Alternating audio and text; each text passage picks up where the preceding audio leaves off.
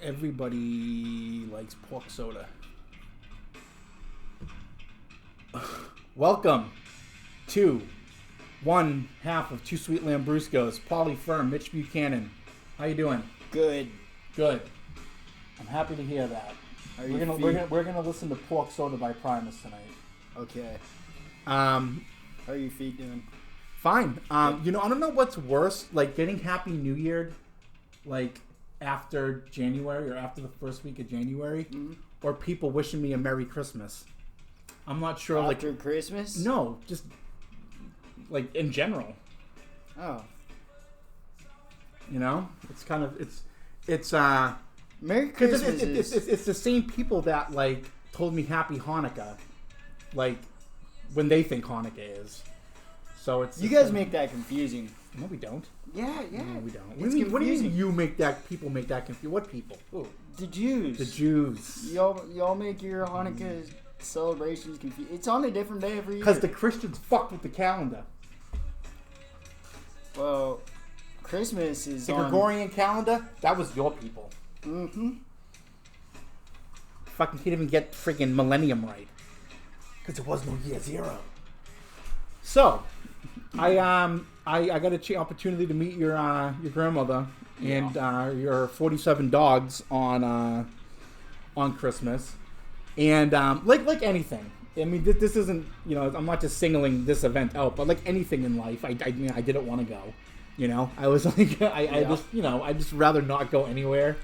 You know, I hate anything with a social element. I've talked about this many times, but you know, I'm glad I went because, like, even to the point where I rang the doorbell, I was like, what the fuck am I doing here? And the ring doorbell? Yeah, I almost knocked just to, like, you know, be like, I see the ring doorbell, but I'm going to knock. I do that whenever possible. Yeah, but I wanted to make a good first impression. I didn't want your grandmother to be like, who is this asshole, you know? But anyhow, once I got in there, and like, you know, it was cool because, you know, I got to see you in a different light. You know, I got to see you like in a different dynamic, and it changed my whole like perspective of things. You know, like because I usually don't get to like have that kind of experience here with residents. You know, I don't want to meet anyone's family here. I know you're in contact with quite a few people that do come through here. You talk to their parents or their guardians or yeah. Well, I mean, they talk. I'm like, only thing I really have to say to them is, hey, listen. I'm like, that's really cool that you just told me all that. Here's the bottom line: that dude is a fucking alcoholic, and he's not accountable, and you're not helping. So the best thing you can do now is just leave your emergency contact information, and fucking just cut the cord. That's the only way this dude's gonna be successful here.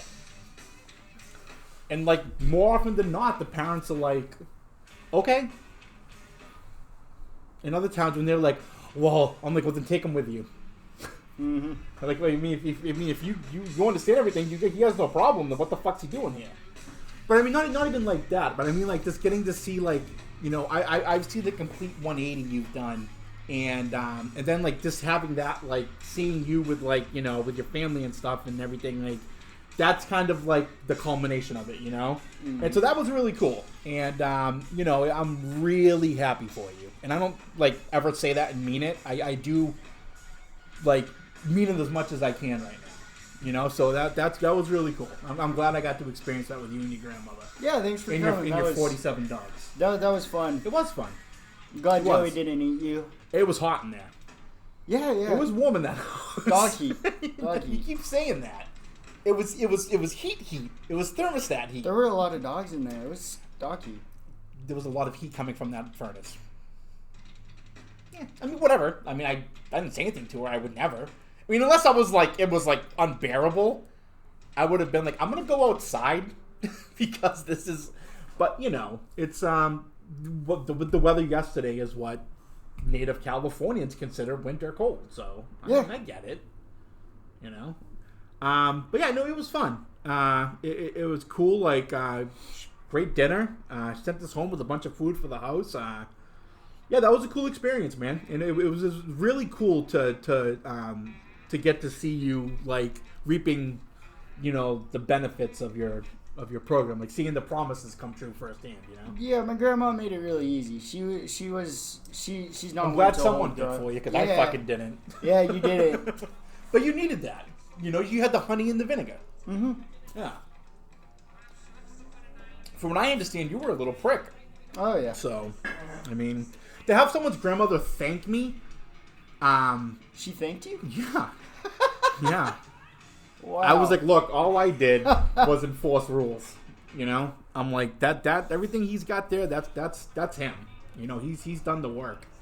And she was like, I know, but she's like, he just does something, just keep it up. And I'm like, all right, okay. I'm like, well, I'm happy that I could have a hand in giving you this back. So yeah. But that was awesome, and I'm actually, another reason I'm happy I went is because my Christmas Eve got fucking completely thwarted. But you know what? It's in the grand scheme of things, dude. Like, yes, I would rather have been with my girlfriend and her little niece, like hanging out and shit, and her insane family. But like, it wasn't me. Like, I mean, I wasn't really affected by it, but it was her. Yeah, my girlfriend, and I had to deal with that because of that, and I could have, like, dude, that night, I don't say anything self-incriminating. I know I could have, like, dude, like, it was just like old behaviors like popping into my head and shit, like I was like, I would have fucking. Because it's like, he has no idea what I had to put up with. Like, the whole time I was here waiting, he had no idea what I was fucking dealing with. So it was nice to have a normal couple hours, with the kind of dynamic I'm used to. Well, it's usually more people with my family, but yeah, but it was cool. So Christmas is come and gone, and whatever. I don't really fucking care. But like, how were you with everything? Like, how was your first holiday? I was really happy that I could make it. Your first holiday sober, right? Second, first holiday, like. Oh yeah, actually, October. Yeah, right. Aware and. You weren't. You moved here in March. Yeah, but I was. You got sober in October. Yeah, I was living in Huntington Beach, and going to program in Lake Forest. Yeah. That's fucking stupid. No, it was pretty cool. I enjoyed it. Oh, did they transport you there and back? Uh-huh. Oh, okay. Yeah. Okay. So, well, that one idiot went to the same program you did, and he lasted a day and a half. He was a fucking tool.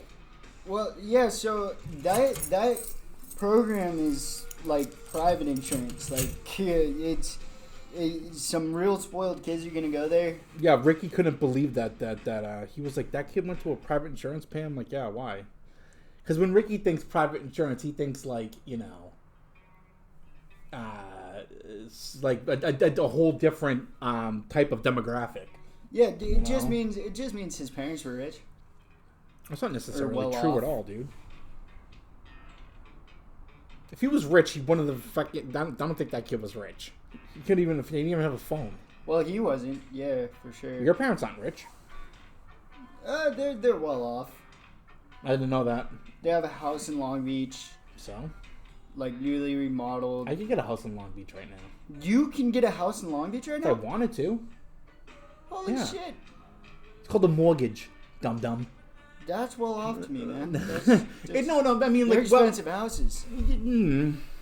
Where's their house? Like, is it north of, like, Atlantic? Or? No. It's by Cal State, Long Beach. Yeah, I mean, they're Bixby Knolls, like, I mean, like, down by the lagoon, like, yeah, like, those are expensive homes, but, like anybody can get a home. It's just, maintain, like, being able to keep the payments up and everything and not be, like, upside down in your mortgage. Like, yeah, if I wanted to, dude, I could go get a house right now. I mean, they'd be like, yeah, all right, because my bank would give me a loan. But it's being able to, like, get it and keep up with it and make the monthly payments on your mortgage and, like, the property tax. There's a lot that goes into a house, but, like, you can get a house. Well, yeah, but it also means that That's why a lot of people buy home start sober livings, because with the money they get in from like all the different people paying, that covers the mortgage, you know. And then like they get to the point where, they get just as many as many beds as they can, and then then they're starting to reap the positive cash flow, and they're starting to make money off of it, and then they go, I'm going to buy more. And then they don't realize, oh, wait a minute, this house has a leak. This house needs a repair. They don't realize, the things that come with owning a home. Yeah. And I love hearing it. Some guy was bitching about that in the meeting the other day. And after the meeting, I was outside talking to him. He's like, hey, you want a sober living, right? I'm like, were you not aware that homes have problems? Especially with a bunch of fucking inconsiderate alcoholics living in it. Mm-hmm. And he's like, oh, no, I knew. I'm like, it doesn't sound like you did. It sounds like now you're kind of wishing you didn't do that. And he was like, well, I'm like, dude, hire a handyman. Get a handyman. Get a responsible manager in there. And the guy was just like, oh, I didn't even think of any of that. I'm like, you're an idiot. What was he thinking of? He wasn't. He was thinking about money. Was he thinking about opening up a house, inviting a bunch of drug addicts to come in, and just letting it go? Because he thought his higher power was gonna take care of all the leaks and everything. Yeah, that's just not responsible. That's like seeing a murder getting committed and praying for the cops to come. They won't hear you. Right. I mean, he may hear your prayer, but he'll be like, well, let's find the cell phones, dude. He might, but the cops are gonna be totally unaware of what's going on. Dude. Sometimes you say things, and I'm not sure, like, you need to go back to school. But yeah, like there's so much that goes in with owning a home, and I've never owned my own home. My parents owned the home that I grew up in, the house that I grew up in, and at least once a week, I'd hear my father go, "Oh, what the fuck? I gotta get my fucking toolbox." He'd be like, "Hey, you want to help me?" I'm like, "Sure." 2 minutes in, he's like, "Let's go back to your room, dude." Like, you like hand me a wrench, I'd hand him like pliers. Like the other day, Ricky and I had to restrap the water heater outside, and every tool he asked me for, every drill bit, first try. Here you go. I was Johnny on the spot. He needed the thing to put the thing in, the bolt to drive the bolt screw in. He didn't have one. He's always talking about how cool his Milwaukee is. I'm like, I have a Ryobi. I have one. And he's like, could I use it? I'm like, you want to use my Ryobi drill bit on your Milwaukee impact driver? He's like, yeah. I'm like, yeah, you can use it. I'm like, don't break it. I'm like, you break that, that's like 50 cents. Because I got like 80 of them for like $14. But it was funny too because you know that Black & Decker drill I have, the 8-volt one, like Fisher Price one. I was gonna get him one of those for fucking Christmas. As like a joke because he's come here, like he's been doing stuff at like the other home, like Garden Grove homes, and he's needed something he didn't have to. He'd shoot down here and get it. You text me like, hey, are you home? I'll be like, oh no, I'm not home. He's like, all right, I need to borrow this. And I'm like, yeah, whatever, just take it. And he'd like bitch about it when he gave it back to me. I'm like, well, the next time drive to fucking Anaheim and get the tool you fucking forgot. It's funny though because he's not your atypical. Was that a fact? No, that's just my base. He's not your atypical gamer. So. No, I've noticed that. Yeah. But anyhow, yeah, owning a home is a lot of work, especially when you got a bunch of alcoholics living in it, and that's why I think that like I'm a favorable manager for them because I understand like not only the business end of it but the political end of it. I understand the politics involved. I understand like why sometimes we have to do things that may make us look like we don't care. But that's why they're like they had to throw a guy out of a house. They freaking had me go over there and do it in Anaheim. So I show up and the guy's like on the couch like barefooted like eating, and I went over. I threw him out.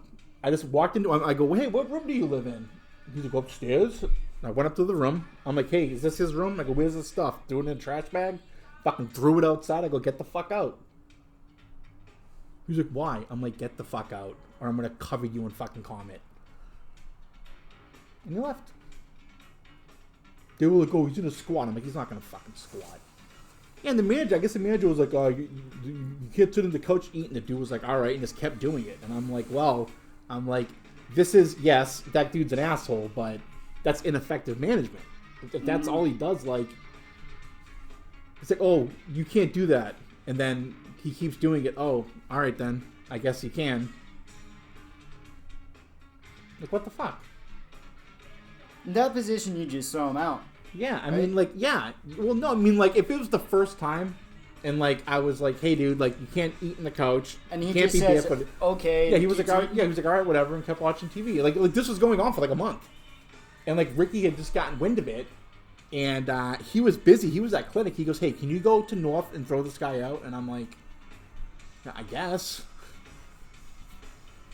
So, yeah, then I told the manager over there, I'm like, dude, you should probably find another place to go, because, like, when I have to interrupt my day to come down here to do your fucking job, he's like, well, I just don't have that kind of personality. I'm like, it's not even about having a brash personality. It's about not being a fucking pussy and being assertive and doing your fucking job. And, I don't know. I was pissed. I'm like, are you fucking kidding me? I gotta go to Anaheim? And not like, you know, like Magnolia and Lincoln, like damn near fucking Brea. You know, like out by that little mini golf place, Camelot. Damn. Way the fuck out there. Dude, it took Dulcie and I like fucking 15 minutes to get there. It was at like 2:30. But he didn't Uber you over there? My girlfriend was here, so I was like, all right, well, we were going to get food anyway. Oh, so it was like kind of part of your lunch day. No, it wasn't. I mean, it became part of it. But I mean, we were going to go to like fucking Popeyes. Like up around the corner, you know? But anyway, so yeah, I mean, it's like sometimes that's why like I get so fucking pissed, is because like it's not like I'm dealing with like adolescents here. Like, yeah, I know you're an alcoholic, I know you're a fucking addict, but you're also fucking like 40 years old, dude. Like you fucking know better. And I'm like, if you don't, then you're just not, dude. Just go get fucking drunk. Yeah, man. That's why, like, with Derek, I'm just like, dude, I'm like, you think that this is like a fun, like, cool thing to do. Like, it's not. And I'm like, if you're just gonna, like, be lazy and, like, dude, you're gonna fucking, you're not gonna last. And I was like, dude, I'm like, if you don't do exactly what I'm telling you to do when I was training him, I'm like, you're gonna be fucking here in, like, 2 months with sitting down with me and Ricky, talking about how you're going to be replaced. And sure enough, you know, and Derek was just like, well, I'm like, dude, I'm like, no, you're not doing what I told you to do. If you're doing what I told you to do, then we wouldn't be sitting here. You know, I made every attempt, every effort to help that dude. And I don't know, man. At the end of the day, though, I don't really give a shit.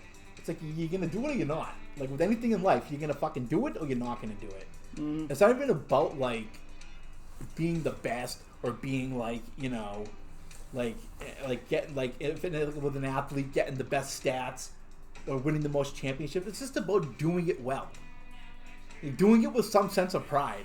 You know, like you get hired for a specific job, like you at your job. You, from what I understand, you go above and beyond at that place. I mean, you fucking worked once for free, and I was just like, yeah, I mean, like, I get it, like. Maybe it's not, like, some people may not think it's a glamorous job.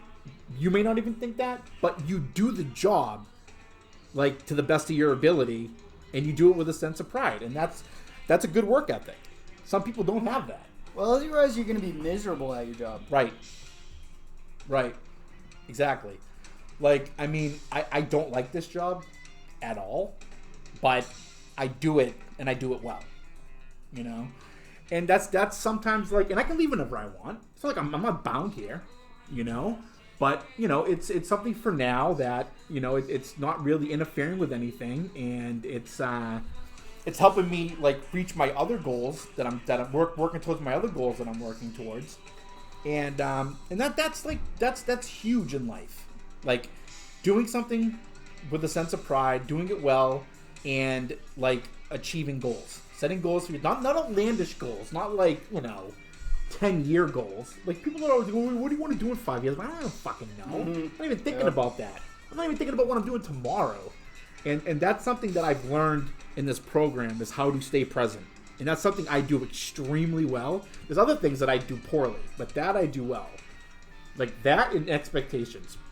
Yeah, and that takes a fair bit of practice, especially for me, man. To learn not to future trip. Yeah. That was a huge milestone, and I'm not good at it, but at least I can do it nowadays. At least I more often than not, I will stay in the here and now. I mean, even today, you were a stand-in to a black child, a stand-in dad. Well, I mean that stuff like that. I told you, can we talk about that a little bit more? That kind of made my day. Right, and you probably made his day too. It's just a black, because this is how you presented the story to me. A black woman came into the Salvation Army with a black kid.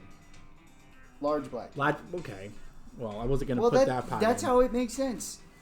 No. What made sense was there was no dad there. That's what made sense. And that you were being the father figure, essentially, when this kid was taking apart the exercise bike that they bought.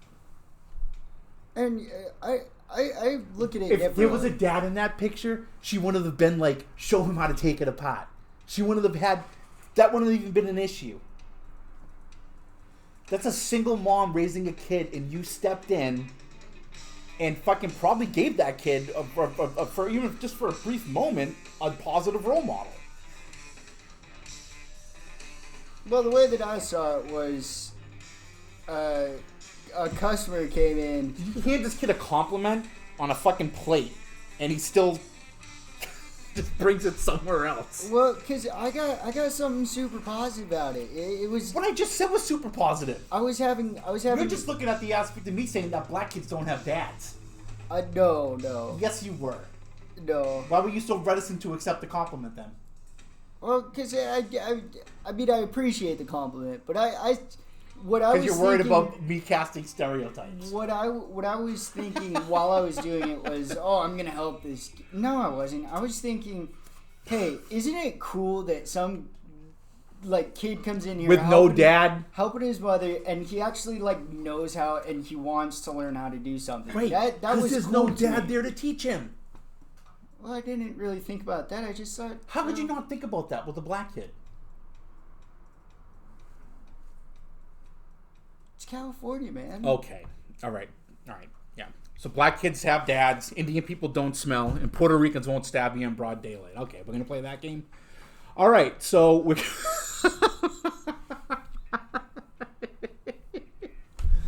Okay. I bet you he's got a dad. I bet you he doesn't. I would bet a large amount of money. Well, I'm sure they paid cash, right? I don't know. I didn't see the receipt. So you get those credit card. I didn't even check their receipt. Did he even pay? No, I'm sure they did. My boss recognized him. Recognized him. Ask him if they've ever came in with a black or any male. I'm not going to ask my boss. I'll ask him. No, you will not. Why? Just ask Big Hey. I'm just wondering, when that family comes in, is it just them? Okay. Yeah. Oh no, the dad's here sometimes. Okay, great. Okay, then he has a dad. Yeah, it's just them. No dad. I bet if anything, he says she comes in with more other kids, other little black kids, big black kids. Hey, it's the American it's the American way, man. What's wrong with inquiring? I gave you good advice on how to inquire about that weird bonus you didn't get that you got. Did you end up asking HR about that? No. I would have. I'm not going to be able to call and ask them nicely like you instructed me to. Because it's very simple. I'm pretty pissed off about that. That's super. Okay, so that's the thing. So you're still pissed about it, and it's epic. All you need, just call HR and be like, look, I don't understand this. Could you just explain it to me? and then you get the explanation. You tell me what they said, and then I tell you what to say to them the next time we talk to them. That's the thing. Politics. You got to know how to play. That's the thing. That's using politics. What if they just say like, "Oh, we were trying to do something nice." To be like, okay, no, I appreciate the effort. I'm not gonna say that. I'm gonna say by fucking taking money out of my paycheck. Then that's on you. Then that's on you. And that's why I didn't call them yet. I have to cool down a little bit. Dude, cool down. Dude, just freaking pray. Pray before you make the phone call. Make the phone call. If you don't have enough faith in your higher power to pray before you make that phone call and have it go smoothly, even after talking to me about it too, like you're letting your resentment start to like really rev your engine. Yeah. Now that I'm looking at it, yeah, it's gotten a lot. I'll make a deal with you. I'll call HR for you, with you there, pretend to be you. They won't know it's not you. If you ask your boss about the black family, I'll think about it. Deal. Think about it. Bang. Done. All right, we're gonna take a quick break. I'm starting to get a little bit into the racism, proud people that wave Confederate flags around, and I'm not even that person. I'm not. But it's a funny observation, like how that whole situation played out with that black family. We're talking about real people here, man. Yes, and you were a real positive role model for whatever the span of time it was, 10, 15 minutes. You were nice to the kid. Did you let him take the lead? You just kind of assisted him? That was good. That was a good thing you did.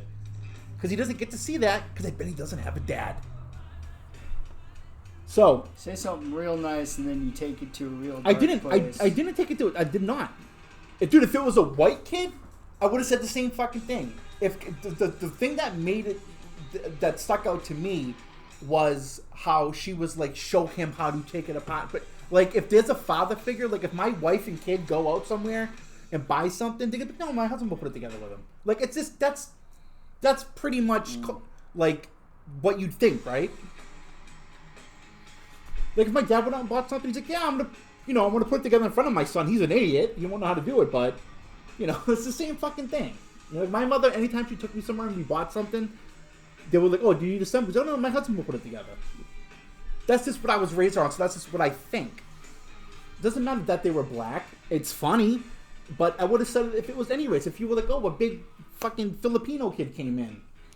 The fact that she said show him how to put that together was what made me think that there's no father figure in that picture. Okay. All right, we'll be right back.